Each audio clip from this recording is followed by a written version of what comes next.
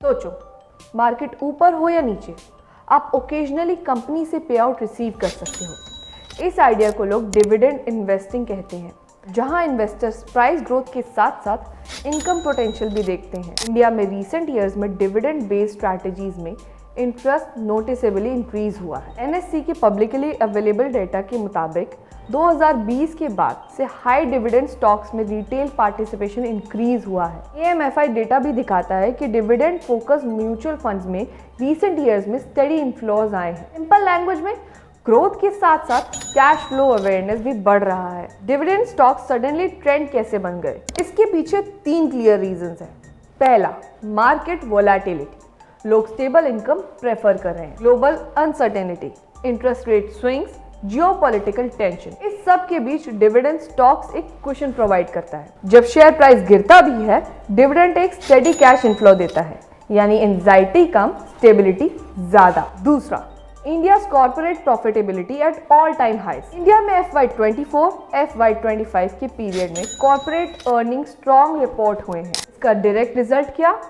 Companies के पास surplus cash, और surplus cash का मतलब हायर डिविडेंड्स। तीसरा, new investor mindset, cash flow is better than speculation. Gen Z और मिलेनियल्स अब सिर्फ मल्टी बैगर चीज नहीं करते, उनका फोकस है कंसिस्टेंट मंथली या फिर एनुअल इनकम, जैसे एक side salary through dividends. Dividend investing एक वेल्थ प्लस इनकम कॉम्बो बन गया है। डिविडेंड थीम को समझने के लिए ये जानना जरूरी है। इंडिया में अब 3 टाइप्स के डिविडेंड इन्वेस्टर इमर्ज हो चुके हैं। टाइप 1, यील्ड सीकर्स, जो सिर्फ हाई डिविडेंड यील्ड स्टॉक्स ढूंढते हैं, जैसे कि PSU banks, energy companies, metal sector. उनका goal simple, maximum cashback. Type 2, stability lovers, ये लोग मैच्योर बिजनेसेस प्रेफर करते हैं, FMCG, IT, consumer giants, utilities. Price growth moderate होता है और dividend consistency high. Type 3, smart hybrid investors, ये सबसे इंटरेस्टिंग ग्रुप है। ये high yield plus stable dividend plus future growth का मिक्स बनाते हैं, यानी पोर्टफोलियो का एक पार्ट हाई डिविडेंड देगा,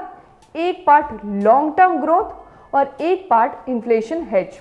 ये सिर्फ अप्रोचेज हैं, नॉट रिकमेंडेशंस। इंडिया के डिविडेंड बूम के पीछे कॉर्पोरेट बिहेवियर भी इंटरेस्टिंग है। मैच्योर कंपनीज के पास सरप्लस कैश होता है। PSU कंपनीज गवर्नमेंट ओनरशिप के कारण पे आउट्स मेंटेन कर सकते हैं। कैश रिच सेक्टर्स कभी कभी डिविडेंड पॉलिसीज बना देते हैं। प्रॉफिट्स राइज होने पर पे आउट रेशियो चेंज हो सकता है। 2023 से 2024 में मल्टीपल लिस्टेड कंपनीज ने डिविडेंड अनाउंस किए, which is publicly available data. Dividend investing के कुछ सॉलिड एडवांटेजेस हैं। पहला, टाइम टू टाइम पे आउट्स मिलते हैं, कंपनी के डिसीजन पर डिपेंड करता है। दूसरा, मैच्योर कंपनीज में प्राइस वोलेटिलिटी जनरली कम होता है। तीसरा, डिविडेंड को री इन्वेस्ट करने से कंपाउंडिंग का बेनिफिट मिल सकता है। चौथा, लॉन्ग टर्म में इनकम के साथ ग्रोथ की पॉसिबिलिटी होती है। ये बेनिफिट्स गारंटेड नहीं होते, ये सिर्फ जनरल ऑब्जर्वेशंस है। डिविडेंड इन्वेस्टिंग के साथ कुछ रिस्क हमेशा ध्यान में रखने चाहिए। हाई डिविडेंड यील्ड स्टॉक्स कभी कभी वैल्यू ट्रैप भी होते हैं। कंपनीज डिविडेंड्स कम कर सकती है या रोक भी सकती है। पे आउट्स कभी कभी गवर्नमेंट पॉलिसी या मैनेजमेंट के डिसीजन पर डिपेंड करता है। सिर्फ यील्ड नंबर्स देखना मिसलीडिंग हो सकता है। Financial strength, cash flow and business quality भी इंपॉर्टेंट होते हैं। अगर आप डिविडेंड जर्नी स्टार्ट करना चाहते हो, सिंपल फ्रेमवर्क फॉलो करो। पास्ट डिविडेंड कंसिस्टेंसी, कंपनी का पे out ratio, business fundamentals and earning stability, mutual fund या ETF ऑप्शंस पर ब्रॉडर एक्सपोजर्स। डाइवर्सिफिकेशन भी देखना जरूरी है। ये एजुकेशनल फैक्टर्स हैं, नॉट डायरेक्ट एडवाइस और रिकमेंडेशंस। डिविडेंड स्ट्रैटेजीज अब ग्रोथ प्लस इनकम थिंकिंग का पार्ट बन रहे हैं। कुछ लोग प्राइस मूवमेंट के साथ साथ पोटेंशियल पीरियोडिक पे आउट्स को भी वैल्यू देते हैं।